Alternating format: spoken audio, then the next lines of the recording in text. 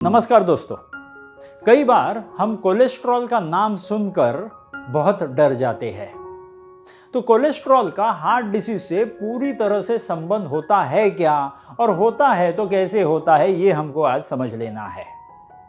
तो एक एग्जाम्पल के नाते समझाने की कोशिश करता हूं।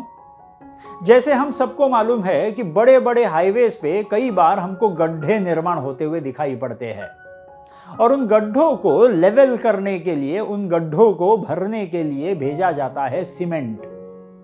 वैसा ही सीमेंट अपने शरीर का अगर कौन है ये देखा जाए तो वो होता है हमारा कोलेस्ट्रॉल। अब इसका मतलब क्या है?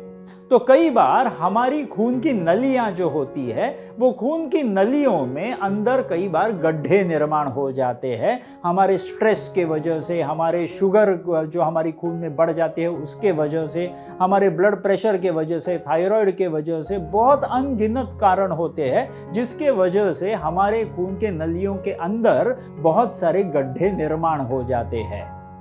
अब ऐसा होने के बाद इन गड्ढों को लेवल करने का काम होता है अपने शरीर में कोलेस्ट्रॉल का।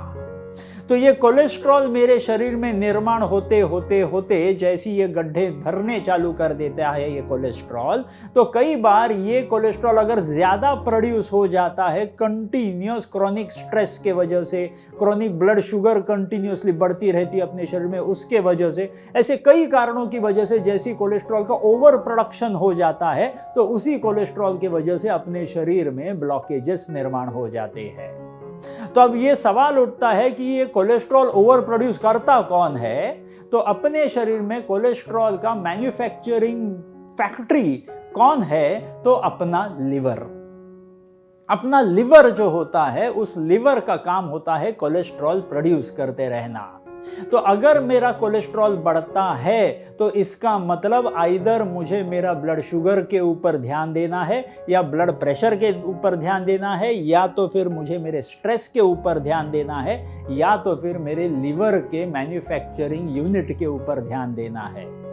तो अगर मैं अपने कोलेस्ट्रॉल को अच्छी तरह से कंट्रोल में रखता हूं तो मेरी खून की नलियां, जिसका काम होता है अच्छा खासा खून का सप्लाई मेरे हार्ट के पास पहुंचाते रहना, वो खून की नलियां अगर स्वस्थ रही, अगर उसमें कोलेस्ट्रॉल के वहां पे स्पीड ब्रेकर नहीं बने, तो मेरी खून की नलियां अगर पावरफुल रहती है तो मेरे हार्ट को मिलने वाला खून का सप्लाई बहुत ही अच्छा आता रहेगा और मेरे हार्ट की हेल्थ बहुत ही तंदुरुस्त रहेगी।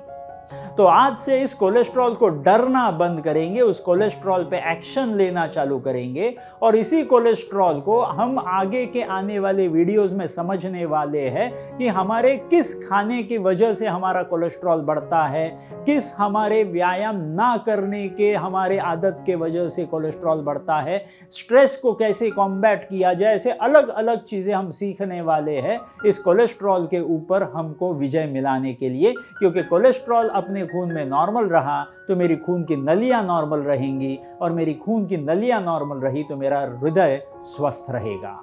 तो इसी के साथ हमारे दिमाग में से हमने जो कोलेस्ट्रॉल का डर रखा होता है, उस डर को निकाल के बाहर फेंकेंगे, एक्शंस लेना चालू करेंगे।